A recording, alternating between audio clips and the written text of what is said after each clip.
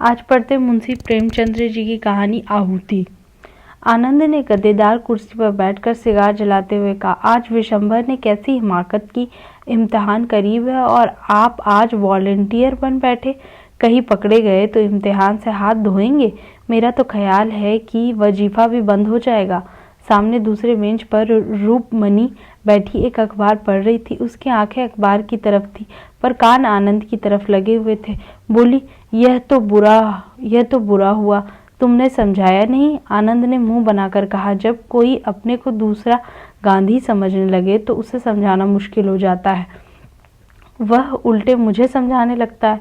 रूपमणी ने अखबार को समेटकर बालों को संभालते हुए कहा, तुमने मुझे भी नहीं बताया, शायद मैं उसे रोक सकती। आनंद ने कुछ चिढ़कर कहा, तो अभी क्या हुआ? अभी तो शायद कांग्रेस ऑफिस ही में हो, जाकर रोक लो। आनंद और विशंभर दोनों ही यूनिवर्सिटी के विद्यार्थी थे। आनंद के हिस्से में लक्ष्मी भी पड़ी थी, सरस्वती भी। विशंभर फूटी तकदीर लेकर आया था। प्रोफेसरों ने दया करके एक छोटा सा वजीफा दे दिया था, बस यही उसकी जीविका थी। रूपमणी भी साल भर पहले उन्हीं की समकक्ष थी, पर इस साल उसने कॉलेज छोड़ दिया था। स्वास्थ्य कुछ बिगड़ गया था। दोनों युवक कभी कभी उससे मिलने आते रहते थे। आनंद आता था उसका हृदय लेने के लिए, विशंभर आता था यूं ही। जी पढ़ने में न लगता था या घबराता तो उसके पास आ बैठता था। शायद उससे अपनी विपत्ति कथा कहकर उसका चित्त कुछ शांत हो जाता था। आनंद के सामने कुछ बोलने की उसकी हिम्मत न पड़ती थी। आनंद के पास उसके लिए सहानुभूति का एक शब्द भी न था। वो उसे फटकारता था, जलील करता था और बेवकूफ बनाता था। विशंभर में उससे बहस करने का सामर्थ्य न था। सूर्य के सामने दीपक की हस्ती ही क्या।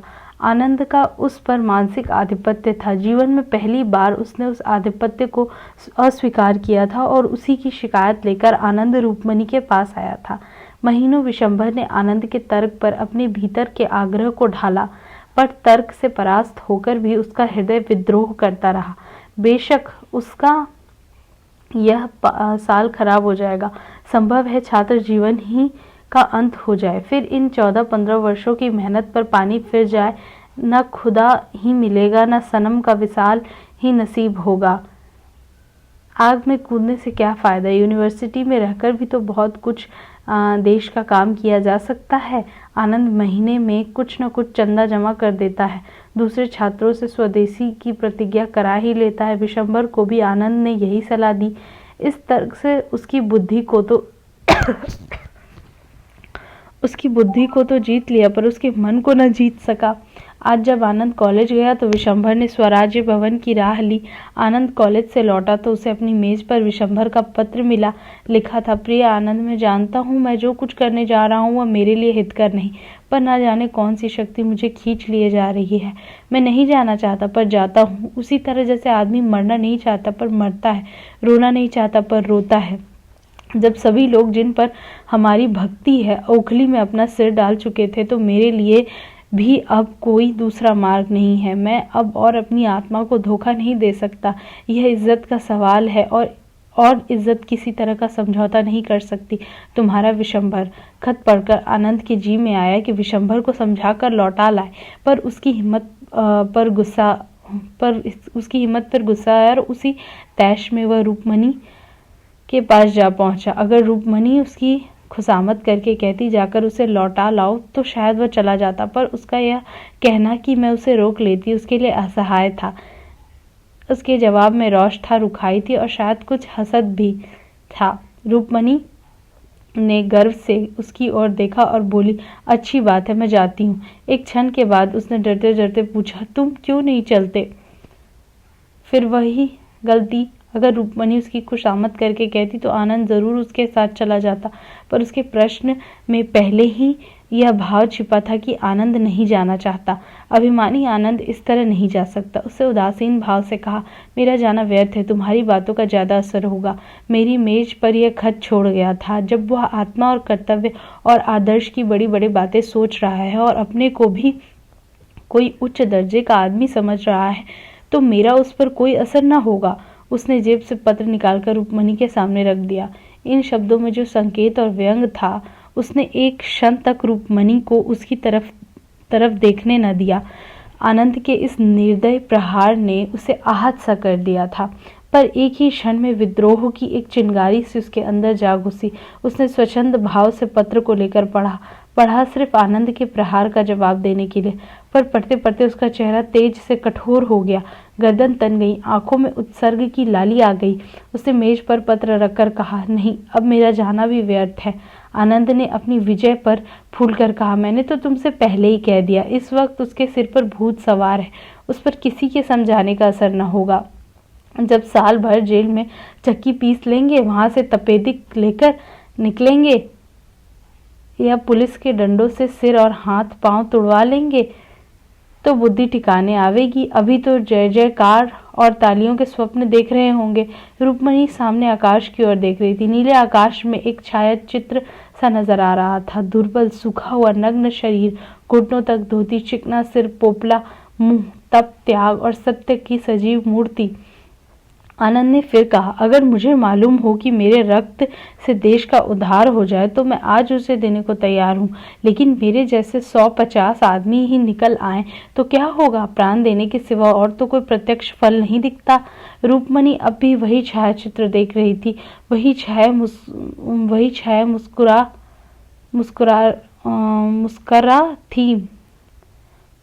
थी, सरल मनोहर मुस्कान जिसने विश्व को जीत लिया है। आनंद फिर बोला, जिन महाशयों को परीक्षा का भूत सताया करता है, उन्हें देश का उद्धार करने की सूझती है। पूछिए, आप अपना उद्धार तो कर ही नहीं सकते, देश का क्या उद्धार कीजिएगा? इधर फेल होने से उधर के डंडे फिर भी हल्के हैं। रूपमणि की आंखें आकाश की ओर थी। छायाचित्र कठोर हो गया था। आनंद ने जैसे चौंक कर कहा, हाँ, आज बड़ी मजेदार फिल्म है, चलती हो? पहले शो में लौट आए। रूपमणि ने जैसे आकाश से नीचे उतर कर कहा, नहीं, मेरा जी नहीं चाहता। आनंद ने धीरे से उसका हाथ पकड़कर कहा, तबीयत तो अच्छी है। रूपमणि ने हाथ छुड़ाने की चेष्टा न की। बोली, हाँ, तबीयत में हुआ क्या है? चलती क्यों नहीं? आज जी नहीं चाहता तो फिर मैं भी नहीं जाऊंगा। बहुत ही उत्तम टिकट के रुपए कांग्रेस को दे दो। यह तो टेढ़ी शर्त है, लेकिन मंजूर। कल रसीद मुझे दिखा देना। तुम्हें मुझ पर इतना भी विश्वास नहीं? आनंद हॉस्टल चला। जरा देर बाद रूपमणि स्वराज्य भवन की ओर चली। रूपमणि स्वराज्य भवन पहुंची तो स्वयंसेवकों का एक दल विलायती कपड़े के गोदामों को पिकेट करने जा रहा था। विशंबर दल में न था। दूसरा दल शराब की दुकानों पर जाने को तैयार खड़ा था। विशंबर इसमें भी न था। रूपमणि ने मंत्री के पास जाकर कहा, आप बता सकते विशंबर नाथ कहाँ है? मंत्री ने पूछा, वही जो आज भर्ती हुए हैं। जी हाँ, वही। बड़ा दिलेर आदमी है। देहातों को तैयार करने का काम लिया है। स्टेशन पहुंच गया होगा। 7 बजे ही गाड़ी से जा रहा है, तो अभी स्टेशन पर होंगे। मंत्री ने घड़ी पर नजर डालकर जवाब दिया, हाँ, अभी तो शायद स्टेशन पर मिल जाए। रूपमणि ने बाहर निकलकर साइकिल तेज की। स्टेशन पर पहुंची तो देखा विशंबर प्लेटफॉर्म पर खड़ा है। रूपमणि को देखते ही लपक कर उसके पास आया और बोला, तुम यहाँ कैसे आई? आज आनंद से तुम्हारी मुलाकात हुई थी। रूपमणि ने उसे सिर से पांव तक देखकर कहा, यह तुमने क्या सूरत बना रखी है? क्या पांव में जूता पहनना भी देशद्रोह है? विशंबर ने डरते डरते पूछा, आनंद बाबू ने तुमसे कुछ कहा नहीं? रूपमणि ने स्वर को कठोर बनाकर कहा, जी हाँ, कहा। तुम्हें यह क्या सूझी? 2 साल से कम के लिए न जाओगे? विशंबर का मुंह गिर गया। बोला, जब यह जानती हो तो क्या तुम्हारे पास मेरी हिम्मत बढ़ाने के लिए 2 शब्द नहीं है? रूपमणि का हृदय महसूस उठा, मगर बाहरी उपेक्षा को न त्याग सकी। बोली, तुम मुझे दुश्मन समझते हो या दोस्त? विशंबर ने आंखों में आंसू भरकर कहा, तुम ऐसा प्रश्न क्यों करती हो रूपमणि? उसका जवाब मेरे मुंह से न सुनकर भी क्या तुम नहीं समझ सकती? रूपमणि, तो मैं कहती हूँ तुम मत जाओ। विशंबर, यह दोस्त की सलाह नहीं है रूपमणि। मुझे विश्वास है कि तुम हृदय से यह नहीं ही कह रही हो। मेरे प्राणों का क्या मूल्य है? जरा यह सोचो। एमए होकर भी 100 रुपए में नौकरी, बहुत बढ़ा तो 300-400 तक जाऊंगा। इसके बदले यहाँ क्या मिलेगा जानती हो? संपूर्ण देश का स्वराज्य। इतने महान हेतु के लिए मर जाना भी उस जिंदगी से कहीं बढ़कर है। अब जाओ, गाड़ी आ रही है। आनंद बाबू से कहना मुझसे नाराज ना हो। रूपमणि ने आज तक इस मंदबुद्धि युवक पर दया की थी। इस समय उसकी श्रद्धा का पात्र बन गया।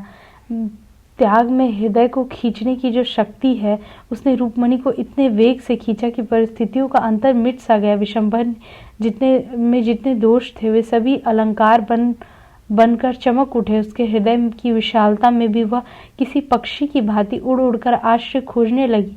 रूपमणि ने उसकी ओर आतुर नेत्रों से देखकर कहा, मुझे भी अपने साथ लेते चलो। विशंभर पर जैसे घड़ों का नशा चढ़ गया। तुमको? आनंद बाबू मुझे जिंदा न छोड़ेंगे? मैं आनंद के हाथों बिकी नहीं हूँ। आनंद तो तुम्हारे हाथों बिके हुए हैं।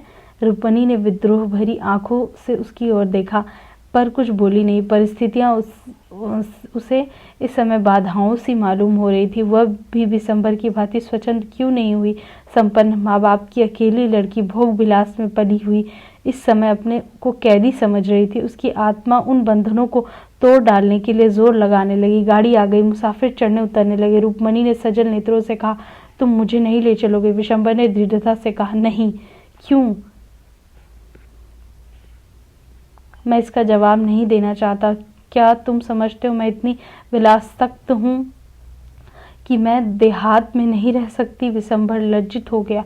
यह भी एक बड़ा कारण था, पर उसने इनकार किया। नहीं, यह बात नहीं। फिर क्या बात है? क्या यह भय है कि पिताजी मुझे त्याग देंगे? अगर यह भय है तो क्या वो विचार करने योग्य नहीं? मैं उनकी तृण बराबर परवाह नहीं करती। विशंभर ने देखा, रूपमणि के चांद से मुख पर गर्भ में संकल्प का आभास था। वह उस संकल्प के सामने जैसे कांप उठा। बोला, मेरी यह याचना स्वीकार करो रूपमणि, मैं तुमसे विनती करता हूँ। रूपमणि सोचती रही। विशंभर ने फिर कहा, मेरी खातिर तुम्हें यह विचार छोड़ना पड़ेगा। रूपमणि ने सिर झुकाकर कहा, अगर तुम्हारा यह आदेश है तो मैं मानूंगी। विशंभर, तुम दिल में समझते हो मैं क्षणिक आवेश में आकर इस समय अपने भविष्य को गारत करने जा रही हूँ। मैं तुम्हें दिखा दूंगी। यह मेरा क्षणिक आवेश नहीं है, दृढ़ संकल्प है। जाओ, मगर मेरी इतनी बात मानना कि कानून के पंजे में उसी वक्त आना जब आत्माभिमान या सिद्धांत पर चोट लगती हो। मैं ईश्वर से तुम्हारे लिए प्रार्थना करती रहूंगी। गाड़ी ने सीटी दी। विशंभर अंदर जा बैठा। गाड़ी चल गई। रूपमणि मानो विश्व की संपत्ति अचल में लिए खड़ी रही। रूपमणि के पास विशंभर का एक पुराना रद्दी सा फोटो अलमारी में एक कोने में पड़ा हुआ था। आज स्टेशन से आकर उसने उसे निकाला और उसे मखमली फ्रेम में लगाकर मेज पर रख दिया। आनंद का फोटो वहां से हटा दिया गया। विशंभर ने छुट्टियों में उसे 2-4 पत्र लिखे थे। रूपमणि ने उन्हें पढ़कर एक किनारे में डाल दिए थे। आज उसने उन पत्रों को निकाला और उन्हें दोबारा पढ़ा। उन पत्रों में आज कितना रस था। वो बड़ी हिफाजत से राइटिंग बॉक्स में बंद कर दिए गए। दूसरे दिन समाचार पत्र आया तो रूपमणि उस पर टूट पड़ी। विशंभर का नाम देखकर वह गर्व से फूल उठी। दिन में एक बार स्वराज्य भवन जाना उनका नियम हो गया। जलसों में भी बराबर शरीक होती। विलास की चीजें एक एक करके सब फेंक दी गई। रेशमी साड़ियों की जगह गाढ़े की साड़ियां आई। चरखा भी आया। वह घंटों बैठी सूत काता करती। उसका सूत दिन दिन बारीक होता जाता। इसी सूत से वह विशंभर के कुर्ते बनवाएगी। इन दिनों परीक्षा की तैयारियां थी। आनंद को सिर उठाने की फुर्सत न मिलती तो एक बार वह रूपमणि के पास आया, पर ज्यादा देर बैठा नहीं। शायद रूपमणि की शीतलता ने उसे ज्यादा बैठने ही न दिया। 1 महीना बीत गया। एक दिन शाम को आनंद आया। रूपमणि स्वराज भवन जाने को तैयार थी। आनंद ने भवे सिकुड़कर कहा, तुमसे तो अब बातें भी मुश्किल है। रूपमणि ने कुर्सी पर बैठकर कहा, तुम्हें भी तो किताबों से छुट्टी नहीं मिलती। आज की कुछ ताजी खबर नहीं मिली? स्वराज भवन में रोज रोज का हाल मालूम हो जाता है। आनंद ने दार्शनिक उदासीनता से कहा, विशंभर ने तो सुना देहातों में खूब शोरगुल मचा रखा है। जो काम उसके लायक था वह मिल गया। यहाँ उसकी जबान बंद रहती थी, वहाँ देहातियों में खूब गरजता होगा, मगर आदमी दिलेर है। रूपमणि ने उसकी ओर ऐसी आंखों से देखा जो कह रही थी कि तुम्हारे लिए यह चर्चा अनधिकार चेष्टा है, और बोली, आदमी में अगर यह गुण है तो फिर उसके सारे अवगुण मिट जाते हैं। तुम्हें कांग्रेस बुलेटिन पढ़ने की क्यों फुर्सत मिलती होगी? विशंभर ने देहातों में ऐसी जागृति फैला दी है कि विलायती का एक सूत भी नहीं बिकने पाता और न नशे की दुकानों पर कोई जाता है। और मजा यह है कि पिकेटिंग करने की जरूरत नहीं पड़ती। अब तो पंचायतें खोल रहे हैं। आनंद ने उपेक्षा भाव से कहा, तो समझ लो अब उनके चलने के दिन भी आ गए हैं। रूपमणि ने जोश से कहा, इतना करके जाना बहुत सस्ता नहीं है। कल तो किसानों का एक बहुत बड़ा जलसा होने वाला था, पूरे परगने के लोग जमा हुए होंगे। सुना है आजकल देहातों से कोई मुकदमा ही नहीं आता, वकीलों की नानी मरी जा रही है। आनंद ने कड़वेपन से कहा, यही तो स्वराज्य का मजा है कि जमींदार, वकील और व्यापारी सब मरे, बस केवल मजदूर और किसान रह जाएं। रूपमणि ने समझ लिया आज आनंद तुलकर आया है। उसने भी जैसे आस्तीन चढ़ाते हुए कहा, तो तुम क्या चाहते हो कि जमींदार और वकील और व्यापारी गरीबों को चूस चूस कर मोटे होते जाएं और जिन सामाजिक व्यवस्थाओं में ऐसा महान अन्याय हो रहा है उनके खिलाफ जबान तक न खोली जाए।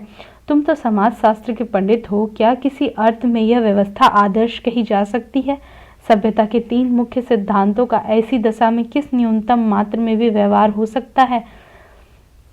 आनंद ने गर्व होकर कहा, शिक्षा और संपत्ति का प्रभुत्व हमेशा रहा है और हमेशा रहेगा। हाँ, उसका रूप भले ही बदल जाए। रूपमणि ने आवेश में आकर कहा, अगर स्वराज आने पर भी संपत्ति का यही प्रभुत्व रहे और पढ़ा लिखा समाज यूं ही स्वार्थअंध बना रहे तो मैं कहूंगी कि ऐसे स्वराज का ना आना ही अच्छा।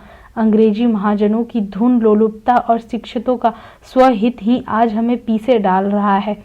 जिन बुराइयों को दूर करने के लिए आज हम प्राणों को हथेलियों पर लिए हुए हैं, उन्हीं बुराइयों को क्या प्रजा इसलिए सिर चढ़ाएगी कि वे विदेशी नहीं स्वदेशी हैं? कम से कम मेरे लिए तो स्वराज का यह अर्थ नहीं है कि जॉन की जगह गोविंद बैठ जाए। मैं समाज की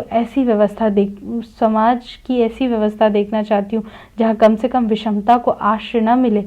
आनंद, यह तुम्हारी निज की कल्पना होगी। रूपमणि, तुम्हें अभी इस आंदोलन का साहित्य पढ़ा ही नहीं। आनंद, न पढ़ना है न पढ़ना चाहता हूँ। रूपमणि, इससे राष्ट्र की कोई बड़ी हानि न होगी? आनंद, तुम तो जैसे वह रही ही नहीं, बिल्कुल काया पलट हो गई है। सहसा डाकिये ने कांग्रेस बुलेटिन लाकर मेज पर रख दिया। रूपमणि अधीर होकर उसे खोला। पहले शीर्षक पर नजर पड़ती ही उसकी आंखों में जैसे नशा छा गया। अज्ञात रूप से गर्दन तन गई और चेहरा एक अलौकिक तेज से दमक उठा। उसने आवेश में खड़ी होकर कहा, विशंभर पकड़ लिए गए और 2 साल की सजा हो गई। आनंद ने विरक्त मन से पूछा, किस मामले में सजा हुई? रूपमणि ने विशंभर के फोटो को अभिमान की आंखों से देखकर कहा, रानीगंज में किसानों की विराट सभा थी, वहीं पकड़ा है। आनंद, मैंने तो पहले ही कहा था 2 साल के लिए जाएंगे, जिंदगी खराब कर डाली। रूपमणि ने फटकार बताई, क्या डिग्री ले लेने से ही आदमी का जीवन सफल हो जाता है? सारा ज्ञान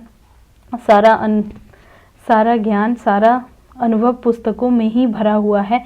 मैं समझती हूँ संसार और मानवीय चरित्र का जितना अनुभव विशंभर को 2 सालों में हो जाएगा, उतना दर्शन और कानून की पोथियों से तुम्हें 200 वर्षों में भी न होगा। अगर शिक्षा का उद्देश्य चरित्र बल मानो तो राष्ट्र संग्राम में मनोबल के जितने साधन हैं, पेट के संग्राम में कभी हो ही नहीं सकते। तुम यह कह सकते हो कि हमारे लिए पेट की चिंता ही बहुत है, हमसे और कुछ हो ही नहीं सकता। हमें न उतना साहस है, न बल, न धैर्य, न संगठन।